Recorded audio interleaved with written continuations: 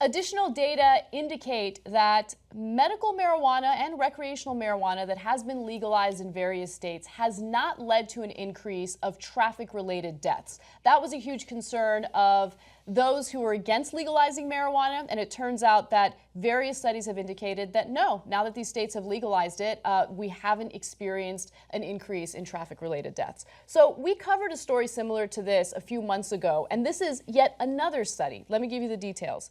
Now, deaths actually dropped 11% on average in states that legalized medical marijuana. So again, this is traffic-related deaths, okay? People thought, oh, these guys are gonna like smoke weed, get behind the wheel, and they're gonna drive erratically, which if you've ever smoked weed, you know that that doesn't really make any sense.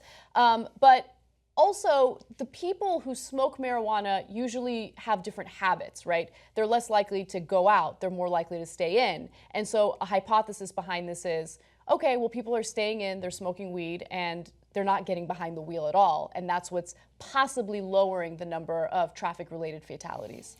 Yeah, so there's a bunch of different theories here, but let's cut through all that. So let me back up first, then get to the theories. I saw the headline for the story. I came in actually a little skeptical. We've seen too many stories about how miraculous marijuana is, right? And I'm like, and I thought to myself before I read the context of the story, if it's around 2 or 3% difference, I'm going to discount it and say that's just variance. Margin of error. Yeah. But 11% over all of these different states, over all of this time when they studied 1.2 million traffic fatalities, that's pretty significant. And in California and in New Mexico, the year after they made medical marijuana legal, there was a 17% drop in New Mexico and a 16% drop in California. Then it actually then came back closer to the average of 11% over the years.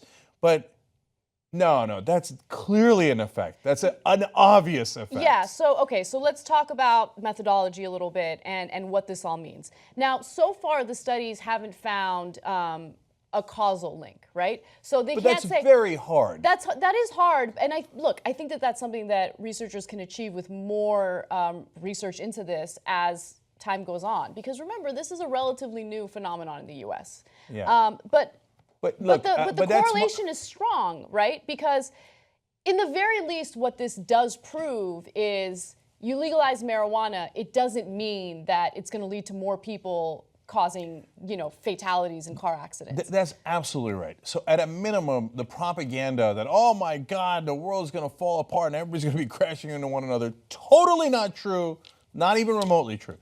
Second of all, they can show the correlation, and part of what we do here is analysis, and you could say, hey, I'm going to discount your analysis. You just told me what the facts are, and I can make up my own judgment.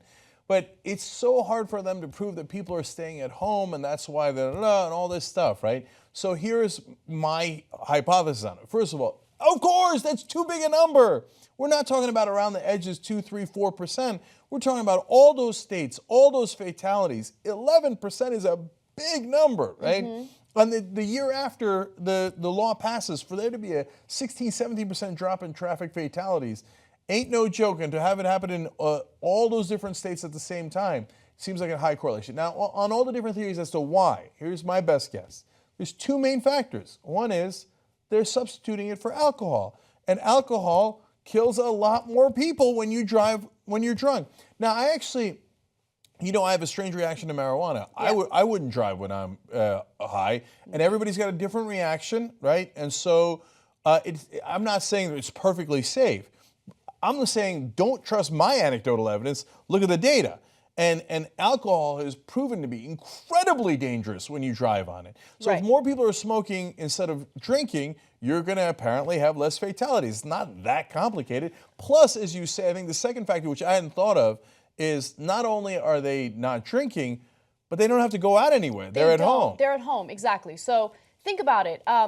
Drinking, for the most part, is a social activity. For some people, smoking marijuana is a social activity as well, but a lot of people smoke marijuana alone, right? Or use marijuana alone. So you go to a bar, you get hammered, and some people don't call a cab. They get behind the wheel, and that leads to more traffic-related fatalities.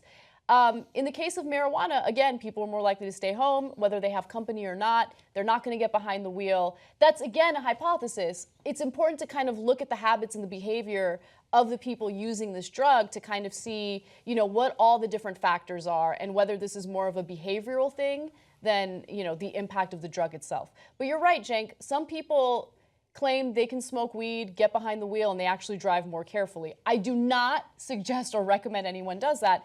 I would never do it. Okay. So, and there's more anecdotal evidence too, with cops pulling guys over going 15 miles an hour on the highway, and they're like, yeah. Okay, do you know how fast you were going? It's like, I don't know, 85, 90. It's like, no, 15, 1-5. Right? Which, by the way, is also insanely dangerous. So, yeah, that's a bad idea. Yeah. So we're definitely not in the camp of marijuana has no downsides. It's nirvana. Let's all smoke it together and hold hands through and run through the highway. Mm-hmm. Okay, but look at the data. Look at the numbers. Yeah. So when they fearmonger and say we can't legalize because everybody's going to die, including in the highways, not remotely true. Once you become a member of the Young Turks, you're going to be thinking, Sarabies! tytnetwork.com/join.